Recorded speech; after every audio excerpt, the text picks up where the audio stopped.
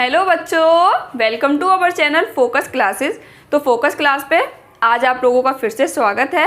और आज हम यहाँ पर क्लास 9th की बायोलॉजी पढ़ेंगे। और क्लास 9th की बायोलॉजी में हम एक नया चैप्टर स्टार्ट करने वाले हैं। नया क्या, वैसे तो पूरा सेशन ही हमारा ये नया है, लेकिन इसमें आज हम फर्स्ट चैप्टर कौन सा स्टार्ट करेंगे ये देखते हैं।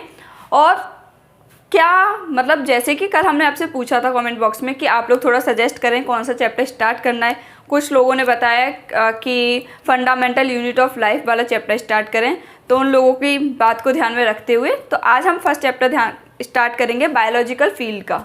इसका मतलब क्या है, बायोलॉजी का।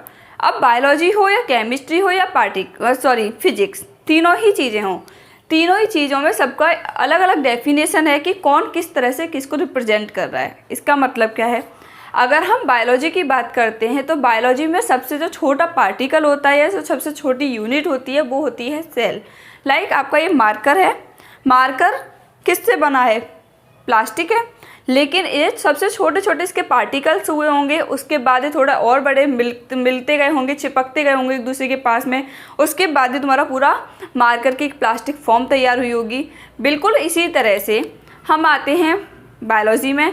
बायोलॉजी में सबसे जो छोटी यूनिट होती है, सबसे छोटा जो पार्टिकल होता है वो होता है आपका सेल। अब एक सेल से हम पूरा बायोलॉजी को पढ़ेंगे। मतलब क्या है, सेल एक ऐसा चैप्टर है यहाँ पर जिससे हम पूरी बायोलॉजी की नींव रखने वाले हैं। सेल से ही, सेल को मानो एक ईंट है, ठीक है। ईंट का मतलब क्या है, यहाँ पे अगर आपको पूरा घर बनाना है ना तो आपको ईंट का तो यूज़ करना पड़ेगा, क्योंकि एक ईंट से ही दूसरी ईंट को मिलाओगे, इसी तरह से ईंट से ईंट मिलाओगे तो आपको पूरी एक वॉल का फॉर्मेशन होगा, एक वॉल बनेगी। वॉल के बाद आपने लाइक एक तरफ आपकी ये ईंट है, देख के आपने यहाँ पे जोड़ते गए तो क्या बनी, पूरी एक वॉल बन जाएगी। इसी तरह से आप इसके चारों तरफ जोड़ देंगे तो एक रूम बन जाएगा, और रूम के बाद फिर आप और भी जोड़ते जाएंगे तो आपका पूरा मकान बनेगा। इसी तरह से सेल्स जो होती हैं, सेल एक ईंट की तरह है यहाँ पर। अब एक एक ईंट को आप जोड़ते जाओ, एक कमरे का निर्माण हो गया, एक कमरा बन गया पूरा। इसी तरह से जब आप सेल को जोड़ते जाएंगे, सेल का ग्रुप बनेगा तो उसे हम बोलेंगे टिश्यू। फिर टिश्यू का ग्रुप बनता जाएगा और टिश्यूज़ हम जोड़ते जाएंगे उसमें, यानी कि ऑल सेल्स के ग्रुप को हम जोड़ते जाएंगे तो वहाँ पर बनेगा हमारा ऑर्गेनिज्म या फिर ऑर्गन। फिर ऑर्गन के बाद हम और वो करेंगे तो इंडिविजुअल बन जाएगा, पूरा एक ऑर्गेनिज्म बन जाएगा। ये एक पूरी साइकिल होती है, साइकिल नहीं बोलेंगे, एक पूरा प्रोसेस होता है कि किससे क्या बन रहा है। इसी तरह से अब सेल है क्या, तो पहले हम सेल को देखते हैं, उसके बाद जो भी मैंने आपको बताया, क्या बताया कि सेल है, सेल से टिश्यू बना, टिश्यू से ऑर्गन बना, ऑर्गन से ऑर्गन सिस्टम से पूरा ऑर्गेनिज्म। तो पूरा एक जो लाइन जा रहा है, एक प्रोसेस जा रहा है, वो किस तरह से फॉर्म होगा इस चैप्टर में हम पूरा पढ़ने वाले हैं। सेल के अंदर क्या क्या होता है ये देखने वाले हैं, और इन सब के बारे में ही हम अच्छे से बातें करेंगे। ओके, तो फर्स्ट हमारा चैप्टर का नाम है the fundamental unit of life. The fundamental unit of life, life की जो फंडामेंटल यूनिट है वो है क्या, वो है हमारी सेल। ओके, तो इसका मतलब क्या है, हम इसमें क्या बात कर रहे हैं, सेल के बारे में बात करेंगे। तो सेल क्या है, the structural and functional unit of life. The structural and functional unit of life is called cell. ये डेफिनेशन आप लोगों को याद रखनी है कि कोई स्ट्रक्चर बना रही है। अब स्ट्रक्चरल का मतलब क्या है, ये एक स्ट्रक्चर बना रही है, एक तरह का एक पूरा वो दे रही है कि हाँ इसको किस तरह की वो चाहिए, दिखने में किस तरह का हो, तो ये क्या स्ट्रक्चरल है। फंक्शनल का मतलब क्या है, यही वो चीज़ है भाई जो यहाँ पे काम करेगी, पूरा फंक्शन जो करने वाली है ना हमारी बॉडी में वो सेल ही करेगी। अब कैसे करेगी वो हम देखेंगे। The fundamental and basic unit, chapter का नाम ही है फंडामेंटल यूनिट ऑफ लाइफ। तो ये क्या फंडामेंटल यूनिट भी है और सबसे बेसिक यूनिट है। इसके बाद आता है ऑल द लिविंग ऑर्गेनिज्म। कैसे तरह की होती है, एक होता है लिविंग, एक होता है नॉन लिविंग। लिविंग क्या है, जो भी चीज़ें ब्रीथ कर रही हैं वो सब है लिविंग, जो रिस्पॉन्स कर रही हैं, जो कॉन्शियस हैं, वो होती है हमारी लिविंग्स। और जो ये चीज़ें नहीं कर रही हैं, जो रिस्पॉन्स नहीं कर रही हैं, जो ब्रीथ नहीं कर रही हैं, वो हुई हमारी नॉन लिविंग। लाइक ये मार्कर है, मार्कर क्या है, ब्रीथ कर रहा है कोई, अगर हम इसको टच करें तो क्या कोई रिस्पॉन्स करेगा, ऑब्वियसली नहीं करेगा। लेकिन हाँ, अगर आपका हाथ है, कोई गर्म पानी पे हमारा गर्म पानी पड़ा है, वहाँ पे आपका हाथ पड़ जाए तो आपको रिस्पॉन्स करोगे भाई, चीख पड़ोगे कि हाँ जल गई मैं या जल गया मैं, यही होगा। अगर आपको मच्छर काट जाए तो आप रिस्पॉन्स करोगे। और मच्छर इसके ऊपर बैठा रहे, कितना भी काटे, क्या रिस्पॉन्स करता है? कभी मार्कर को या कोई भी नॉन लिविंग थिंग है, टेबल है, चेयर है, वॉल है, लाइक वाइट बोर्ड है, कभी इनको रिएक्ट करते देखा है? कभी चीखते चिल्लाते देखा है? नहीं देखा होगा। लेकिन हाँ, तुम्हारे भाई बहन है, तुम्हारे मम्मी पापा हैं, या कोई भी लिविंग है, चाहे कोई एनिमल है या कोई बर्ड है, ये सब क्या है? हमारे लिविंग ऑर्गेनिज्म में। अगर इनको कोई चीज़ काटेगी या कोई भी गर्म पानी पड़े या ठंडा पानी पड़े या कुछ भी, मतलब कोई सिस्टम जो इनको फील होता है, क्या ये रिस्पॉन्स करेंगे? ऑब्वियसली करेंगे। तो वो सब क्या हुए? लिविंग हुए। अब आप रिस्पॉन्स करते हो या नहीं करते हो, ये आपको पता होगा। आप लिविंग हो या नॉन लिविंग हो, खुद बता देना। तो इसके बाद क्या है? ऑल द लिविंग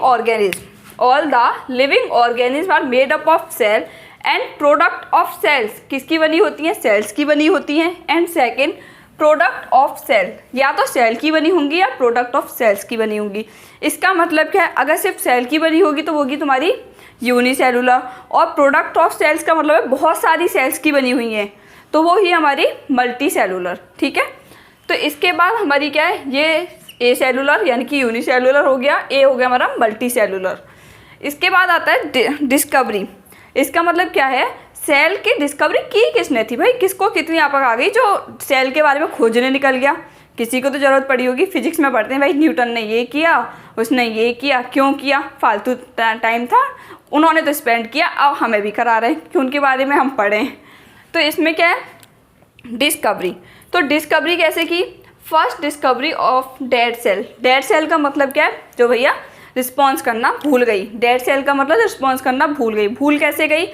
अब उसकी जो लाइफ साइकिल थी वो ख़त्म हो गई। ख़त्म होने के बाद वो क्या? डेड हो गई भैया, मर गई। मरी हुई सेल की इन्होंने डिस्कवरी की।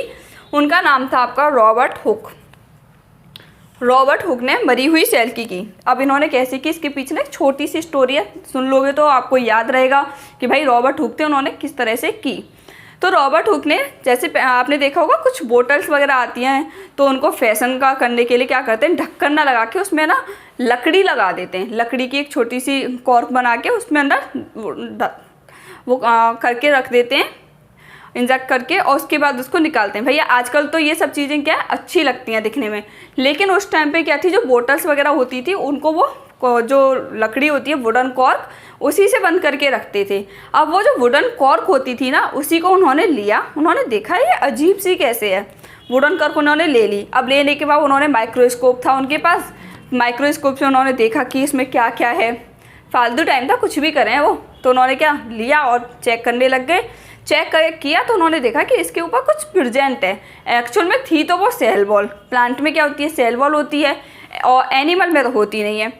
तो इनमें क्या सेल वॉल्स प्रेजेंट थी, तो इन्होंने सेल वॉल को बोल दिया कि भैया ये सेल वॉल जो है वो सेल है। ओके। तो इन्होंने क्या किया? डेड सेल की डिस्कवरी की। तो इन दोनों में आपको याद रखना है, डेड सेल की जो डिस्कवरी थी वो की थी आपकी रॉबर्ट हुक ने। फिर इसके बाद एक और साइंटिस्ट है जिनका नाम था आपका एंटोनी वॉन ल्यूवेनहुक। एंटोनी, यहाँ पे आप वॉन भी लगा सकते हैं, ये भी इन्हीं का नाम है पूरा, एंटोनी वॉन ल्यूवेनहुक। इन्होंने क्या किया? फर्स्ट लिविंग ऑर्गेनिज्म की, फर्स्ट लिविंग सेल्स के बारे में किया। अब लिविंग सेल की इन्होंने कैसे की? जिंदा सेल है, रिस्पॉन्स कर रही है, अभी मल्टीपल मतलब इसमें डिविजन्स भी हो रहे हैं, तो वो क्या है? लिविंग है। अब इन्होंने क्या लिया? इन्होंने लिया भैया प्याज का छिलका। प्याज का छिलके का मतलब आप ना इसका प्रैक्टिकल भी करेंगे 9th क्लास में कि हाँ प्याज का छिलका देंगे आपको टीचर आपके, और उसके बाद आपको उसमें देख के बताना है कि कौन सी सेल्स कहाँ पे क्या प्रेजेंट है। तो आपको ना स्ट्रक्चर अगर देखोगे तो कुछ इस टाइप का दिखेगा उसकी सेल्स का।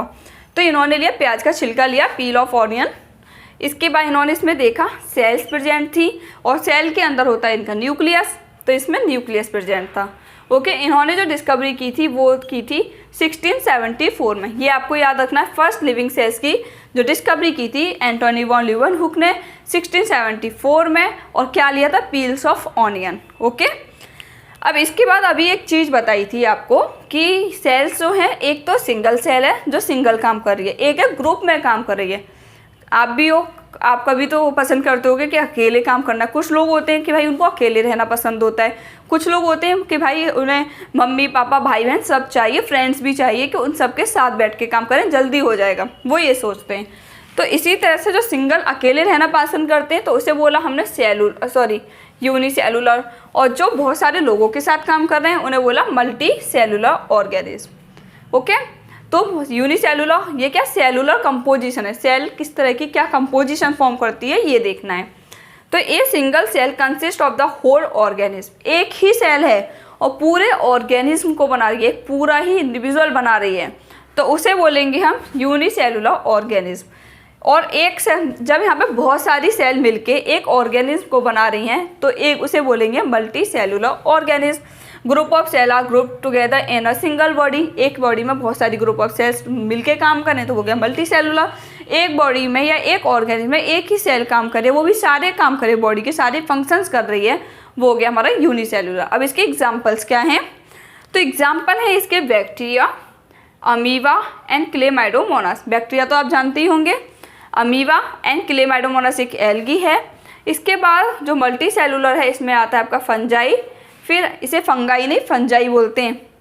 इसे एनिमल एंड प्लांट्स, एनिमल में ही हम आ गए, तो ह्यूमंस भी कैसे हैं? मल्टी सेलुलर, तो ह्यूमन भी हमारे मल्टी सेलुलर हुए। अब ये भी हमने जान लिया कि कैसे कैसे सेल काम कर रही है। अब इसके बाद हम देखेंगे कि किसकी सेल कितनी बड़ी, कितनी छोटी, कितनी लंबी, कितनी, मतलब सारे साइज हम देखेंगे कि किसकी सेल कितनी उसमें होती है। अगर उसके स्ट्रक्चर को हम देखते हैं तो इसमें क्या, longest cell in our body, हमारी बॉडी में सबसे लंबी सेल कौन सी है? तो वो है नर्व सेल। कभी नर्वस सिस्टम पढ़ोगे तब पता चलेगा। सबसे लंबी सेल है, लॉन्गेस्ट सेल है, वो है हमारी नर्व सेल। और सबसे छोटी जो सेल है वो है स्पर्म, और सबसे लॉन्गेस्ट सेल है वो है हमारी, लार्जेस्ट सेल है वो है ओवम। ओवम क्या है? फीमेल गैमेट है। स्पर्म क्या है? मेल गैमेट है। इसके बाद आता है हमारा लार्जेस्ट सेल इन यूनिवर्स। ये तीनों जो हमने बात की, बॉडी की बात की, ह्यूमन बॉडी की, इसमें लॉन्गेस्ट थी नर्व सेल, फिर स्मॉलेस्ट थी स्पर्म, फिर लार्जेस्ट थी ओवम। अब इसके बाद आता है सबसे लंबी सेल यूनिवर्स में किसकी होती है? तो वो होती है ऑस्ट्रिच एग की। एक मतलब ऑस्ट्रिच का जो एग होता है उसकी सबसे बड़ी होती है। फिर आती है स्मॉलेस्ट, सबसे छोटी किसकी होती है? तो वो होती है बैक्टीरिया की। अब अतः इसमें ना दो क्वेश्चंस बनते हैं आपके बैक्टीरिया में, सबसे छोटी सेल में दो क्वेश्चंस कैसे बनते हैं? एक तो इसमें ये पूछ लिया इन लोगों ने कि सबसे छोटी सेल कौन सी है, तो इसमें हम दो चीज़ कैसे बनाएंगे, एक विद प्लाज्मा मेम्ब्रेन, एक विदाउट प्लाज्मा मेम्ब्रेन। अगर हम इसमें, क्योंकि बैक्टीरिया के पास तो प्लाज्मा मेम्ब्रेन होती है, अगर इसमें प्लाज्मा मेम्ब्रेन है तो ये हुआ बैक्टीरिया, ओके। और अगर हम बात करें without smallest cell but without plasma membrane, तो वो होगा हमारा माइकोप्लाज्मा, और इसे हम बोलते हैं PPLO, ठीक है। तो ये हुआ हमारा विदाउट प्लाज्मा मेम्ब्रेन। इन दोनों चीज़ों का डिफरेंस याद रखना, ओके। अब इसके बाद हमें क्या देखना है, सेल के हम यहाँ तक पहुँच गए। अब हम पढ़ेंगे सेल के कंपोनेंट्स। सेल के कंपोनेंट्स क्या क्या हैं? सेल के कंपोनेंट में आपका सेल वॉल आएगी, सेल मेम्ब्रेन आएगी, फिर न्यूक्लियस आएगा, राइबोसोम्स आएंगे, और तुम्हारी माइटोकॉन्ड्रिया, क्लोरोप्लास्ट, बहुत सारी चीज़ें जो सेल में प्रेजेंट होती है वो आएंगी। पहला जो होगा वो होगा हमारा सेल के ग्रुप को बोलेंगे हम यहाँ पे टिश्यू, और टिश्यू के ग्रुप को बोलेंगे हम यहाँ पे ऑर्गन के ग्रुप को बोलेंगे ऑर्गन सिस्टम के ग्रुप को बोलेंगे हम यहाँ पर ऑर्गेनिज्म या फिर इंडिविजुअल, ओके। ये पूरा एक ग्रुप हो गया, एक पूरा प्रोसेस हो गया जो हमारी लाइफ में फॉलो होता है। अब इसके बाद हम इसमें क्या देखेंगे, सेल के कंपोनेंट क्या हैं। तो हेडिंग आएगी हमारी क्या, component of cell. Component of cell से पहले एक और चीज़ रह गई, स्टडी ऑफ सेल की स्टडी को, यानी कि जो हम सेल के बारे में पढ़ रहे हैं, अभी हम पूरा सेल के बारे में पढ़ेंगे, तो इसे बोलेंगे हम साइटोलॉजी। ये आप अपने साइड से लिख लें, study of cell is known as cytology, okay. ये आप एक बार देख लेना। अब इसके बाद हम एक सेल की बात करेंगे कि सेल के पास अपना क्या क्या होगा, एक डायग्राम की फॉर्म में हम बताएंगे। पहले ये हमारी एक सेल है, ठीक है। अब सेल के पास अगर एक हम नॉर्मल सेल की बात करेंगे जिसमें ना हम प्लांट की बात कर रहे हैं और ना ही हम एनिमल सेल की बात कर रहे हैं। इस बात का खास ध्यान रखना, क्योंकि प्लांट की जो सेल होती है वो अलग होती है, जबकि जो एनिमल सेल होती है वो अलग तरह की होती है। क्या डिफरेंस होता है ये आपको बाद में पता चल जाएगा। तो ये सबसे जो आउटर लेयर होती है वो होती है हमारी सेल वॉल। फिर इसके अंदर आती है हमारी प्लाज्मा मेम्ब्रेन। प्लाज्मा मेम्ब्रेन, और इसी को बोलते हैं हम सेल मेम्ब्रेन, प्लाज्मा मेम्ब्रेन या फिर सेल मेम्ब्रेन। इसके बिल्कुल सेंटर में प्रेजेंट होता है आपका न्यूक्लियस। न्यूक्लियस के अंदर क्या होता है, न्यूक्लियोइड। इसके अंदर और होते हैं आपके क्रोमोसोम्स। ये सब आपको पढ़ना है इसमें चैप्टर में, ठीक है।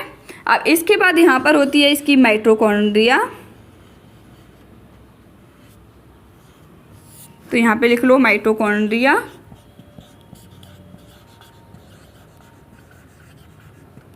और होता है यहाँ पर इसका क्लोरोप्लास्ट। थोड़ा थोड़ा सा रिप्रेजेंट कर दिया, आप समझ जाना, बाकी पूरा तो हम इसे पढ़ेंगे ही कौन सी चीज़ कहाँ होती है। तो ये होता है क्लोरोप्लास्ट, ओके। यहाँ पे छोटे छोटे से होते हैं आपके राइबोसोम्स। तो ये हो गया राइबोसोम। राइबोसोम के बाद और होता है एक और बड़ी सी यूनिट होती है, ये इस लाइक मतलब कुछ स्ट्रक्चर होता है, इसे बोलते हैं वॉक्यूल। ये हो गया vacuole, chloroplast, mitochondria, ribosome, vacuole. फिर यहाँ पे होते हैं आपके छोटे छोटे से और भी स्ट्रक्चर्स होते हैं कुछ, तो उन्हें बोलेंगे हम लाइसोसोम।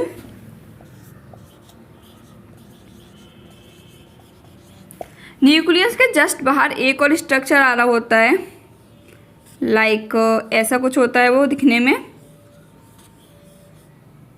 ये होता है हमारा एंडोप्लाज्मिक रेटिकुलम। Endoplasmic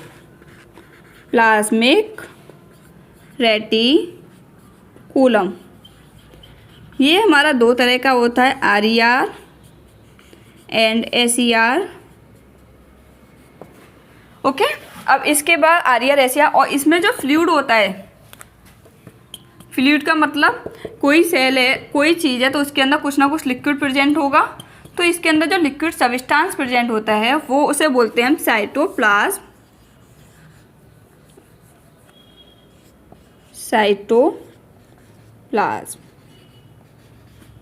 okay.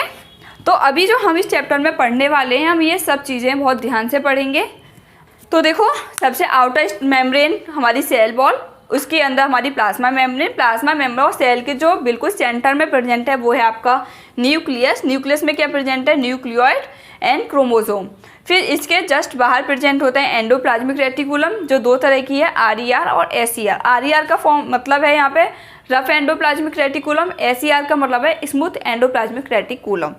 अब इसके बाद आता है आपका सेल में जो फ्लूइड लाइक स्ट्रक्चर होता है वो होता है साइटोप्लाज्म, और एंडोप्लाज्मिक रेटिकुलम के जस्ट बाहर प्रेजेंट होता है आपका गोल्जी बॉडी, और यहाँ पर प्रेजेंट होता है क्लोरोप्लास्ट, और प्रेजेंट होती है माइटोकॉन्ड्रिया, और यहाँ पे जो छोटे छोटे और स्ट्रक्चर्स प्रेजेंट होते हैं वो होते हैं लाइसोसोम, और यहाँ राइबोसोम्स, और ये वॉक्यूल जो प्लांट में प्रेजेंट होता है। अब इनमें से हमें डिफ्रेंशिएट करना है कि कौन सी चीज़ आपकी प्लांट में प्रेजेंट है और कौन सी चीज़ें एनिमल में प्रेजेंट है। अगर आपको ये डायग्राम बनाना है तो आप इसका स्क्रीनशॉट ले सकते हैं, या फिर साथ के साथ अगर नोट्स बना रहे हों तो आप वो भी बना सकते हैं, ओके। अब इसके बाद क्या करेंगे हम नेक्स्ट क्लास में, एक एक इसका अब जो कंपोनेंट है सेल का, एक एक जो पार्ट है हम वो स्टार्ट करेंगे।